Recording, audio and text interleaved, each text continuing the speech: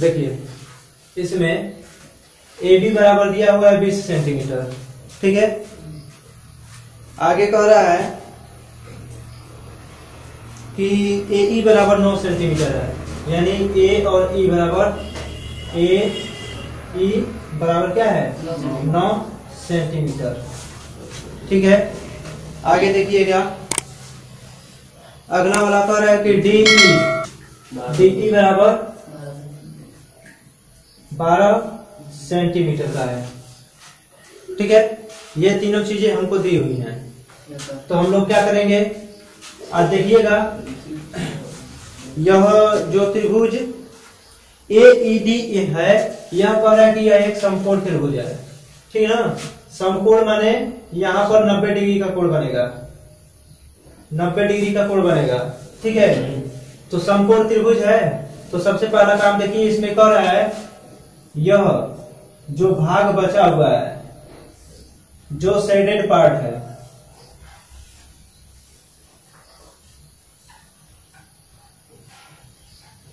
इसका क्षेत्रफल ज्ञात करना है।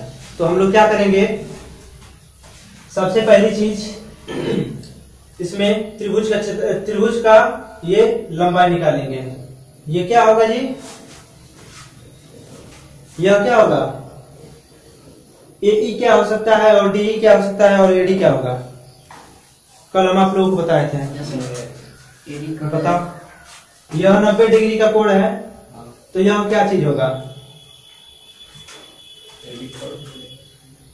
समकोण त्रिभुज में जो 90 डिग्री का कोण होता है वह सबसे बड़ा कोण होता है, क्योंकि दो कोणों को मिलाकर के 90 डिग्री का कोण अन्य दो कोणों को मिलाकर के कितना बनता है 90 डिग्री का कोण बनता है, और एक अकेले 90 डिग्री का है, ठीक है। त्रिभुज के तीनों अंत कोणों का योग कितना होता है 180 होता है, ठीक है। तो ध्यान दीजिएगा आप लोग, यहाँ पर एक प्रमेय होता है, थ्योरम क्या है कि बड़े कोण के सामने की भुजा बड़ी होती है, तो यहाँ पर जो सबसे बड़ा भुजा होगा वही हमारा कर्ण कहलाता है, यानी यह AD क्या होगा, कर्ण होगा। तो AD की लंबाई हम लोग निकालेंगे, AD हम इसको AD इक्वल टू K भी लिख सकते हैं, ठीक है। तो सबसे पहली चीज AD की लंबाई निकालेंगे, तो यहाँ पर क्या होगा, कर्ण का वर्ग प्लस आधार का वर्ग प्लस लंब का वर्ग। कर्ण क्या है हमारा, निकालना है, ठीक है। आधार क्या दिया हुआ है, यह AE बराबर कितना है 9 सेंटीमीटर, और यह 12 सेंटीमीटर है यहाँ से यहाँ तक, ठीक है। तो यहाँ पर एक को 9 मान लेंगे, एक को 12 मान लेंगे, ठीक है। K का स्क्वायर इक्वल टू हो जाएगा 81 और प्लस 144, K का स्क्वायर इक्वल टू हो जाएगा 215 जी, 4 1 5 और 8 4 25 होगा, हाँ 225 हो जाएगा, ठीक है। अब ध्यान दीजिएगा यहाँ पर के बराबर हम लोग लिख सकते हैं कड़ी में 225, और 225 हम लोग जानते हैं कि 225 क्या है, 225 हम लोग लिख सकते हैं 15 गुणे 15, यह 15 का स्क्वायर है, एक पेयर बन जाएगा और यह बाहर निकल जाएगा, इक्वल टू 15 सेंटीमीटर आ जाएगा, यानी यह सेंटीमीटर 15 सेंटीमीटर का हो जाएगा, इसको लिख दें 15 सेंटीमीटर। अब ध्यान दीजिएगा यह जो पूरा भाग है यह आयताकार है, ठीक ना। ए बी सी और डी यह एक आयत है और इस आयत के ऊपर एक अर्धवृत्त लगा हुआ है, ठीक है। तो एक अर्धवृत्त लगा हुआ है, तो हम लोग क्या करेंगे,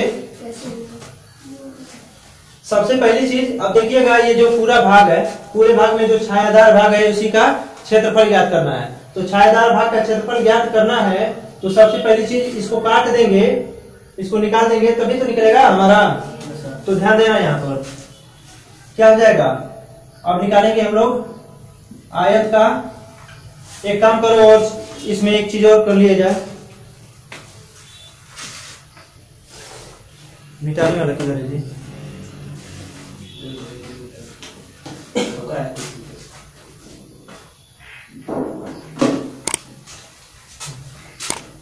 इसमें हम लोग इसकी भुजा निकाले हैं त्रिभुज की, तो त्रिभुज का क्षेत्रफल भी निकाल लिया जाए। समकोण त्रिभुज का क्षेत्रफल क्या होता है? 1/2 आधार गुणे ऊंचाई। ऊंचाई को भी मान ले रहे हैं, ठीक है ना, या हाइट कर सकते हैं, ठीक है। तो क्या हो जाएगा? 1/2 आधार का मान कितना दिया हुआ है हमारा? 9 और गुणे ऊंचाई कितना है? 12। 2 से काट देंगे इसको 6 बार में, इक्वल टू 9 छक्के कितना हो जाएगा? 54 सेंटीमीटर स्क्वायर, ठीक है। यह क्या निकला?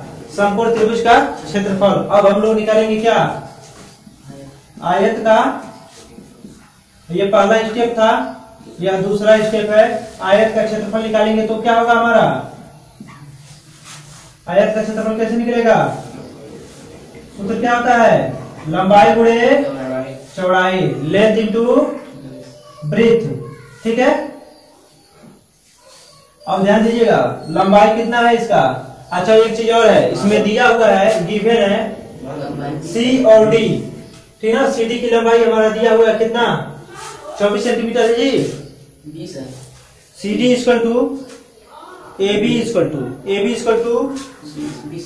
20 सेंटीमीटर है। चलिए देखा जाए, यानी सी डी इक्वल टू कितना दिया हुआ है हमारा? 20, ए बी बराबर भी 20, क्योंकि यहाँ एक आयत है, आमने सामने की भुजा बराबर होती है और समानांतर भी होती है, और प्रत्येक कोण 90 डिग्री का होता है, ठीक है। अब देखिएगा, एडी ए बी बराबर सी डी बराबर 20 सेंटीमीटर हो जाएगा, ठीक है। तो लंबाई कितना है इसका? 20 सेंटीमीटर, गुणे चौड़ाई कितना दिया हुआ है इसका? 15 सेंटीमीटर, तो यह कितना हो जाएगा? 300 सेंटीमीटर स्क्वायर। ये चीज समझ में आया? अब हम लोग क्या निकालेंगे? ये तो निकला अभी यहां तक का पूरा क्षेत्रफल निकल गया, अर्धवृत्त का, ठीक है। अब हम निकालेंगे अर्धवृत्त का क्षेत्रफल। तीसरा क्या है? अर्धवृत्त का क्षेत्रफल। अर्धवृत्त का क्षेत्रफल क्या होता है जी? पाई आर स्क्वायर बाई 2, ठीक है। पाई का मान हम लोग जानते हैं कि 22/7 होता है, 22/7। यहाँ पर रख देंगे 22/7, और नीचे ऑलरेडी 2 दिया हुआ है, ठीक है ना। आर का मान पहले रख देंगे, ठीक है। आर का मान कैसे निकालेंगे हम? यह जो है, यह यहां से यहां तक व्यास है। बीसी की जो लंबाई क्या होगी? यही इसकी व्यास होगी। अभी हम लोग कुछ समय पहले निकाले हैं कि एडी, यह आयत है, तो यहाँ पर एडी बराबर क्या होगा? बीसी भी होगा, ठीक है ना। यहाँ पर एडी बराबर बीसी होगा, और बराबर कितना है? 15 सेंटीमीटर, ठीक है ना। तो यह तो एक व्यास हो गया, और व्यास का आधा कर देंगे तो त्रिज्या हो जाएगी। तो त्रिज्या क्या हो जाएगी जी? 15/2 इंटू 15/2। अब ध्यान दीजिएगा, एक चीज छूट गया है यहाँ पर, जो 2 है नीचे, ठीक ना, इसको हम लोग नहीं लिखे थे। अब हम यहाँ पर क्या कर देंगे? लिख देंगे, यानी यहीं पर लिख सकते हैं हम लोग, ठीक है। इसे 2 से इसको काट देंगे 11 बार में, ठीक है। अब हम लोग क्या करेंगे? इसका इसमें मल्टीप्लाई कर देंगे, ठीक है। 11 तो 11 रहने देंगे अभी। अब 15 होता है 225, अब बट्टे में क्या हो जाएगा? 7 दूना 14 दूना 28 हो जाएगा, 28 होगा। चलिए ठीक है। अब हम लोग क्या करेंगे? इसका मल्टीप्लाई कर देंगे। 11 × 5 होता है 55, हासिल 5 बचा, कैरी 11 दूना 22 और 5 27 हो जाएगा। 11 दूना 22, 23 और 2475/28 निकला हमारा, ठीक है। अब ध्यान दीजिएगा यहाँ पर, इसको हम लोग अब आगे करेंगे। हमारा क्या निकला है? अर्धवृत्त का क्षेत्रफल, अर्धवृत्त का क्षेत्रफल कितना निकाले हैं अभी तक हम लोग? 2400, 75/28, ठीक है। इससे इसमें डिवाइड कर देंगे हम लोग, ठीक है। इससे इसमें डिवाइड कर देंगे, कितना आएगा, डिवाइड करेंगे तो 2475 बट्टे क्या कर देंगे, डिवाइडेड बाई 28, डिवाइड करेंगे तो कितना आएगा, डिवाइड करके बताइए आप लोग।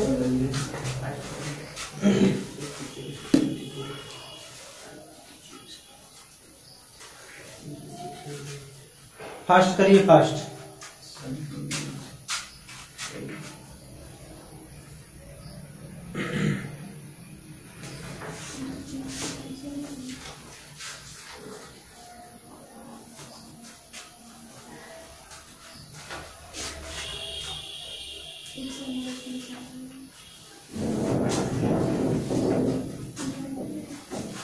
इसका डिवाइड करें जी आप लोग,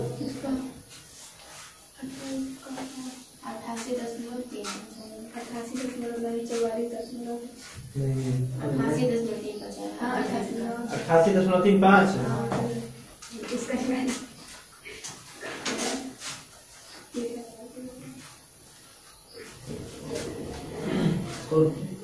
करो फास्ट।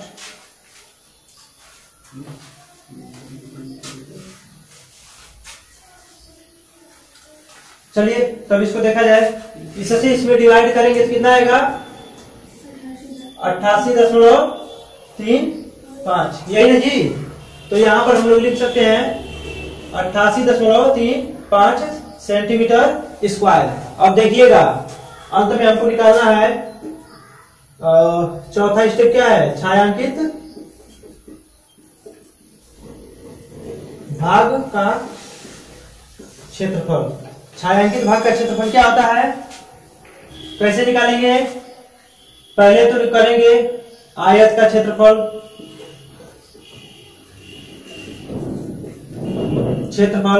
प्लस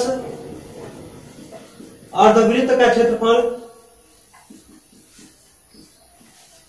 ठीक है, अर्धवृत्त का क्षेत्रफल। अब हम लोग क्या निकालेंगे, इसमें से माइनस इसको निकाल देंगे, ये जो त्रिभुज है इसको काट करके निकाल देंगे तो क्या बचेगा हमारा, ये छायांकित भाग का क्षेत्रफल निकल जाएगा, ठीक है ना। तो यहां पर क्या आ जाएगा, समकोण त्रिभुज का क्षेत्रफल, ठीक है। यहां से हम लोग समकोण त्रिभुज का क्षेत्रफल को माइनस कर देंगे तो छायांकित भाग का क्षेत्रफल हमारा निकल जाएगा। तो ध्यान दीजिएगा इधर, आयत का क्षेत्रफल कितना निकाले हैं हम लोग, आयत का क्षेत्रफल कितना है जी, 300। आयत का क्षेत्रफल 300 निकाले हैं, 300 सेंटीमीटर स्क्वायर, 300 सेंटीमीटर स्क्वायर। और अर्धवृत्त का क्षेत्रफल कितना निकाले हैं हम लोग अभी तुरंत, यहाँ पर निकाले हैं 88.35। इसमें से माइनस कर देंगे समकोण त्रिभुज का क्षेत्रफल, समकोण त्रिभुज का क्षेत्रफल कितना है, 54 सेंटीमीटर स्क्वायर, ठीक है। अब हम लोग क्या करेंगे, इसमें से इसको माइनस कर देंगे तो 300 है तो इसको रहने दो, इसको 300 प्लस इसमें से इसको माइनस करेंगे तो कितना बचेगा हमारा, बोलो 88 में से इसको माइनस करेंगे तो कितना बचेगा, 34.35 बचा है जी। इसको माइनस करें हैं तो इतना बचा है, कितना है, चलिए देखिएगा, यह सेंटीमीटर स्क्वायर, ठीक है। इसको और इसको जोड़ देंगे, ऐड कर देंगे तो हमारा आंसर आ जाएगा, क्या हो जाएगा, 334.35 सेंटीमीटर स्क्वायर, ठीक है।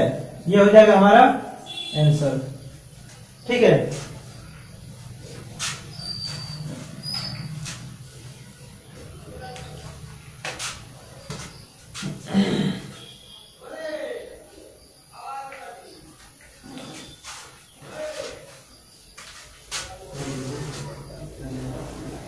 हो गया है।